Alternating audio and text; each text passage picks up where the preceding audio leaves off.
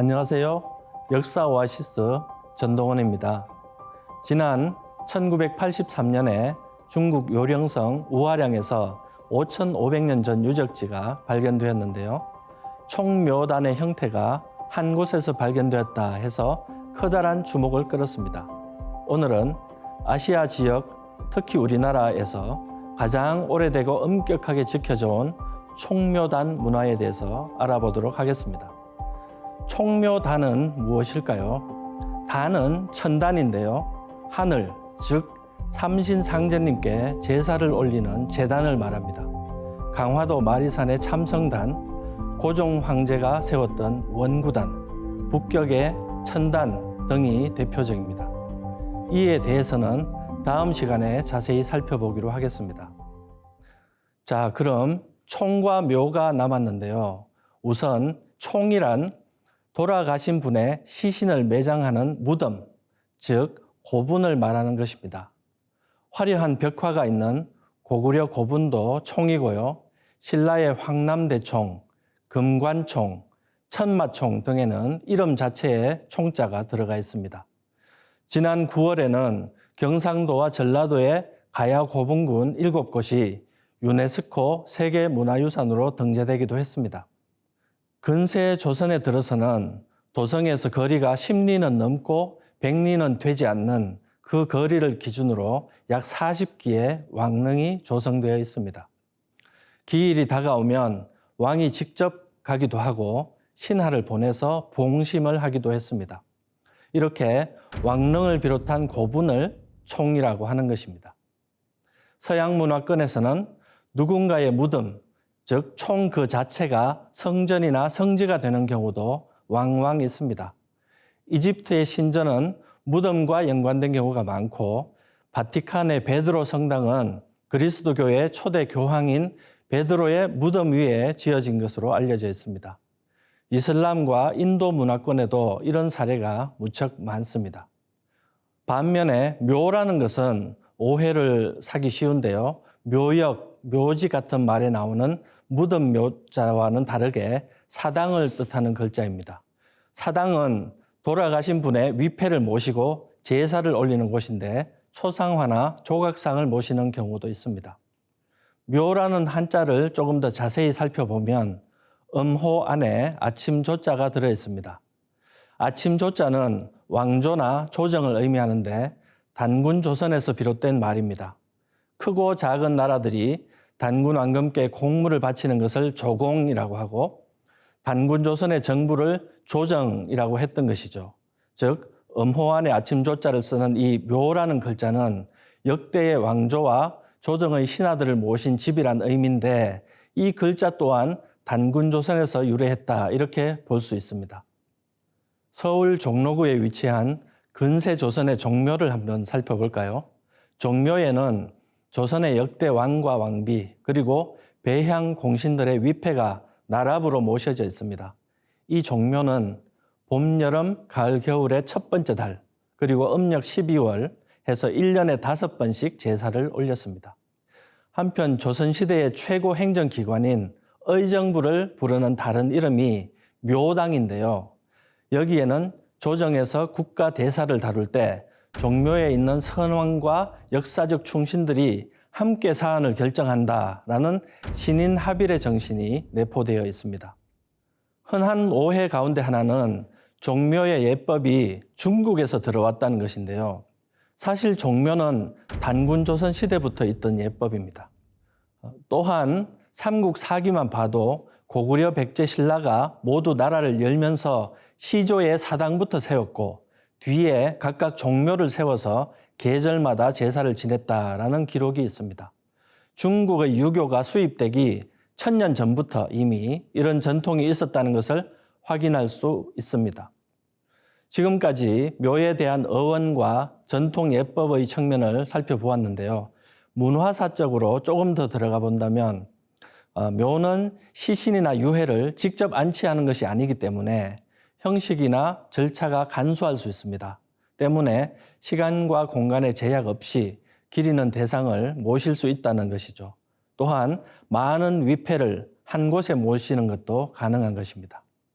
총과 묘는 시신을 안치하느냐 아니냐의 차이일 뿐 둘 다 돌아가신 분을 추모하는 시설이구나 이렇게 생각할 수도 있지만 사실 거기에는 좀 더 깊은 의미가 있습니다. 옛날부터 우리나라에서는 사람에게 혼과 넋이 음양짝으로 있다라고 생각을 했습니다. 그래서 사람이 죽으면 혼은 하늘에 올라가 신이 되고 넋은 땅으로 돌아가 귀가 된다는 것입니다. 그래서 지금도 명절이면 집에서 위패를 모시고 차례를 지낸 다음 산소에 가서 성묘를 하게 되는 것이죠. 혼은 사당, 즉 묘에서, 넋은 무덤, 즉 총에서 모시는 것이 우주의 입법과 부합하는 가장 이상적인 규범인 것입니다. 자, 정리를 해보면 총과 묘는 무덤과 사당인데 우리나라는 음양의 이치에 맞춰서 엄격하게 전통을 세우고 지켜왔으며 특히 종묘는 국가의 가치관과 정체성을 상징하며 국정 운영의 철학과 이상을 나타내는 핵심적인 공간이었다라고 할 수 있겠습니다. 여기서 또 한 가지 생각해 볼 문제는 조선의 경우에 그 앞대의 왕조, 즉 고조선이나 신라, 고려의 왕을 모셨냐 하는 점인데요. 서울 남산에는 단군을 모셨던 국사당이 있었습니다. 태조 이성계는 왕건을 비롯한 고려시대 7왕의 사당을 세우라고 직접 명을 내렸고 대대로 제사를 지내게 했습니다. 또한 세종대왕께서도 신라 시조 박혁거세의 사당을 짓게 해서 매년 제사를 지내도록 했습니다. 앞 왕조인 신라와 고려의 왕을 모신 사당을 직접 짓고 제사 규범은 종묘 제례를 따르게 하는 등 세세한 부분까지 직접 챙겼던 것입니다. 다시 말하면 조선시대까지 선행 왕조에 대한 철저한 개성의식, 즉 국통맥의식이 있었다 하는 것을 확인할 수 있습니다.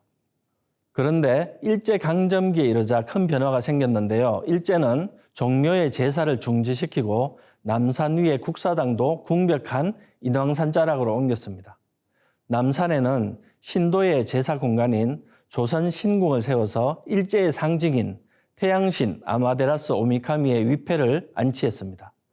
조선의 정신과 전통을 끊어버리고 자신들의 그것으로 대체하겠다라는 의지를 노골적으로 드러냈던 것이죠. 이런 악랄한 정책으로 인해 9,000년을 이어온 우리 전통 문화는 좋은 것인지 안 좋은 것인지 검토조차 못한 채 말살당해버리고 말았던 것입니다.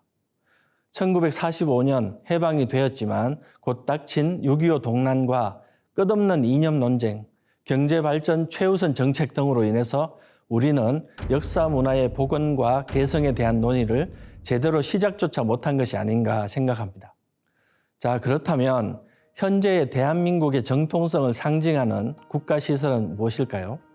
네, 대부분 현충원을 떠올리게 됩니다. 현충원은 대통령을 비롯한 공직자들이 취임을 전후하여 방문하는 필수 코스입니다. 순국 선열을 참배하고 맡은 바 직임에 대한 의지를 다지는 것입니다. 또한 외국의 정상들도 우리나라의 독립을 인정하고 우호 관계를 표현하는 일정으로 현충원 방문 일정을 잡습니다. 그러나 조금 전에 살펴본 총과 묘의 관점에서 보면 현충원은 왠지 반쪽이다라는 느낌을 지울 수가 없는데요. 또한 현충원은 한국 전쟁이 끝나고 1952년에 국군 묘지로 처음 설치된 기관입니다. 조국 수호를 위해 빨간 정성을 바치신 분들이 모셔져 있는 것은 분명하지만 9,000년을 이어내려온 대한민국의 정신을 온전히 드러내기에는 그 상징성이 부족한 것 또한 사실입니다. 독립과 반공만이 우리 대한민국의 존재 목적이 될 수는 없습니다. 우리는 9,200년 전에 세워진 환국을 개성하는 나라입니다. 우리는 5,900년 전에 이미 홍익인간의 이념을 내외에 선포했습니다. 4,300년 전에 단군왕금께서는 환단 한해 대광명 문화를 아주 제도로서 못 박아 놓았습니다. 이런 역사 문화를 고스란히 개성하고 한민족 사이 국통맥을 명실상부하게 보여줄 수 있는 역사의 대성전, 문화의 대전당, 광명의 대신전이 우리에게는 꼭 필요한 것이 아닌가 생각해 봅니다. 자라나는 우리의 청소년들이 보고 체험하고 배울 수 있는 물리적인 교육 장소도 꼭 있어야 할 것입니다. 그때야 비로소 한민족의 정기가 되살아나고 국민 의식이 통일될 것이라고 확신합니다. 감사합니다.